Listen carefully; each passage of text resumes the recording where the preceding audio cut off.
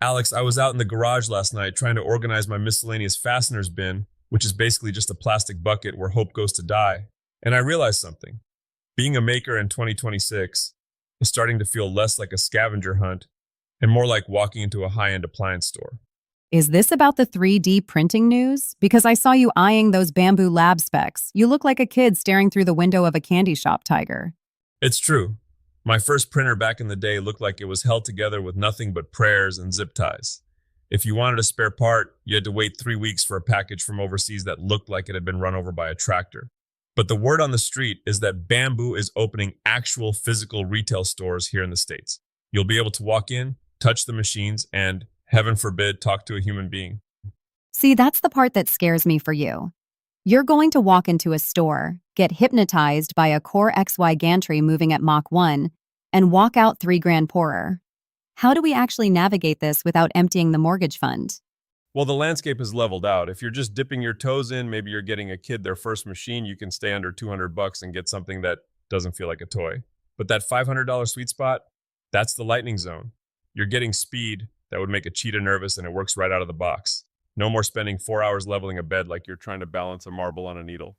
I remember watching you spend an entire Saturday calibrating yours, only for it to spaghettification a 12-hour print in the final 10 minutes. Man, that hurt. That was a dark day. It looked like a plastic bird had a nervous breakdown in my workshop. But look, before we move on, I got to give a tip of the cap to Matthew Mensley and the All 3DP crew. They teamed up with Bamboo for a charity fundraiser for the Venezuela earthquake relief. It's a good reminder that these little plastic widgets we make can actually turn into real-world help when the community pulls together. Speaking of real-world stuff, the new AWS Welding journal dropped, and I noticed you highlighted Pittsburgh as the place to be if you want to be the person who knows their stuff. Steel City is reclaiming the crown, Alex. They're becoming the hub for the CWI, that's Certified Welding Inspector, and the engineering tracks. It's funny, people think welding is just point the flame at the gap, but it's really more like being a baker where the bread has to hold up a 40-story skyscraper.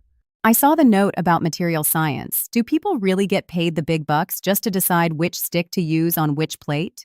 Oh, more than you'd think. Matching your filler metal to your base material is where the magic and the money lives. If you use the wrong rod on a commercial construction job, you aren't just making a mistake. You're creating a giant, expensive liability. It's about the molecular handshake between two pieces of metal. If they don't like each other, that bridge isn't staying up. And hey, if any of our pro listeners are CWIs, 2026 is a massive recertification year. Don't let your paperwork rot on the dashboard of your truck. If those credentials lapse, you're back to square one. And that's a mountain nobody wants to climb twice. Spoken like a man who has definitely let paperwork rot on a dashboard. It was under a pile of fast food napkins, Alex. Let's not revisit the great audit of 2019.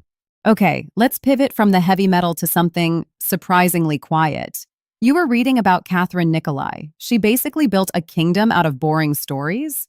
It's brilliant. She does this Nothing Much Happens podcast, bedtime stories for grown-ups. We're talking over 100 million downloads. She took the bits of life that we usually try to edit out, the quiet, the mundane, the boring, and she built a media empire around it. 13,000 paying members. It's a bit of a slap in the face to all the people trying to be loud on the internet, isn't it? Exactly. The lesson for us makers is that we don't always have to sell a finished table or a welded gate. Sometimes the value is in the process. There's something deeply meditative about the sound of a hand plane curling off a piece of cherry or the steady hum of a lathe. People pay for peace. If you've got a boring part of your craft that helps people turn their brains off after a long day, you might be sitting on a gold mine and not even know it. So you're saying I should just record 10 hours of you looking for your 10mm socket? Well, it would be a very active listening experience, a lot of colorful language and the sound of me kicking a rolling stool. Probably not the Zen Catherine is going for. Let's get into the dirt. Weekend projects. You mentioned a karaoke bar makeover, which sounds like a recipe for some very loud neon mistakes. It could have been, but man, the way they handled the acoustics and the lighting, it's a masterclass. Most people just slap some foam on the wall and call it a day, but this was about atmosphere. It's the same thing with the teak door frames I saw a local maker doing. 12 by 3 teak. Teak is not friendly, right? That stuff is basically wood-flavored rocks. It's got so much silica in it, it'll dull a blade just by looking at it. It's like trying to plane a sidewalk. But the reward, that wood will outlive your grandkids. It's naturally oily, it laughs at rain, and when you get that finish right, it's like looking into a sunset. You're getting poetic on me, Tiger. Please tell me you're also making something for people who don't have an industrial shop and 10 gallons of teak oil. Honestly, the project that caught my heart this morning was just a simple, hand-stitched baby quilt and a wooden rattle.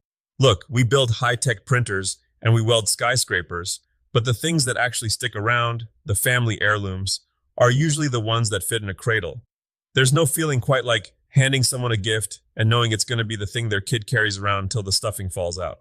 That's the why behind the how, isn't it? Every single time. Whether you're learning to inspect a weld in Pittsburgh or you're choosing your first 3D printer, just remember, we're not just making stuff. We're making the world a little more interesting, one boring story or one teak joint at a time. Well, before you go and get all sentimental, I'm pretty sure I saw your miscellaneous bucket vibrating. I think the screws are planning an escape. You're probably right. I'd better go put a lid on it before the 10mm sockets lead a full-scale rebellion. Stay curious, guys. And keep building. We'll see you tomorrow.